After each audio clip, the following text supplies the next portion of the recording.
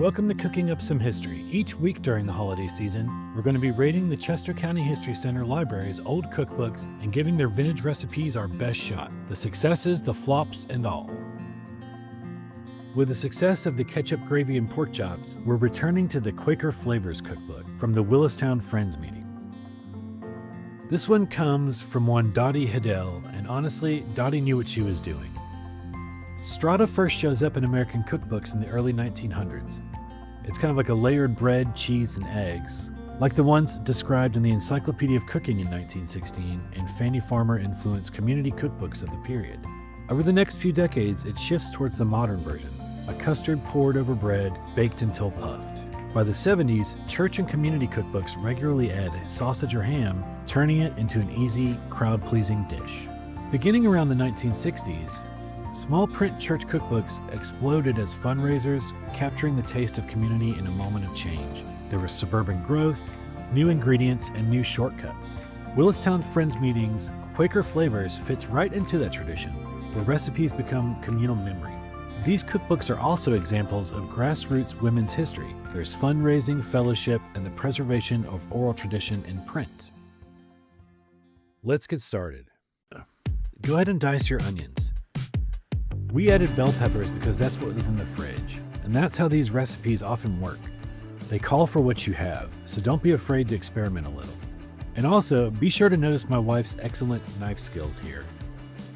She's definitely doing it cleaner than I could have. You can go ahead and mix your wet ingredients now. Eggs, milk, cream, Worcestershire, and some seasoning. If you'd like, you can warm it up a little to take the chill off, but that's optional. I just like shaving a few minutes off the bake time when people are circling the kitchen asking where breakfast is. For the bottom layer, the recipe calls for 8 slices of thin bread with the crust cut off. We used Italian bread, but you know what? Keeping the crust on probably would have been just as fine. In hindsight, toasting the slices might be an even better way so things don't get too mushy and still retain some structure.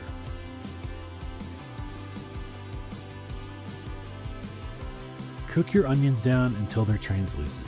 Once they're where you like them, you can then add the sausage. Things got a little juicy in the pan, so don't be shy. Feel free to drain the grease. Just don't pour it down the sink unless you'd like to sacrifice your plumbing for the holidays.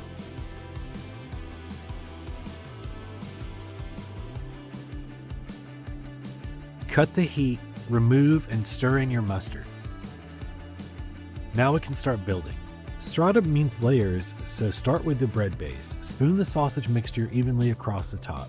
I swapped the Swiss for a Sharp NY Cheddar because that's more my style, but either would do well. Sprinkle a thin layer of cheese, and then I scattered raw bell peppers over that and then poured the egg mixture across the whole thing.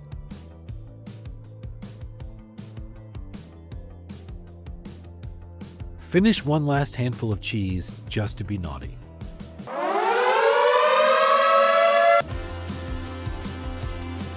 Pop it into a preheated 375-degree oven and bake until it's puffy and brown. Chester County History Center Library's old cookbooks and giving their vintage recipes. And voila! Sausage Strata, a certified hit in our home, and a dish that will absolutely be entering our regular cooking rotation. So big shout out to Dottie Hiddell and the Willistown Friends meeting for keeping Chester County's food traditions alive. That's it for today. Don't forget to like and subscribe so you don't miss any more videos in this series. See you next time, and thanks for watching.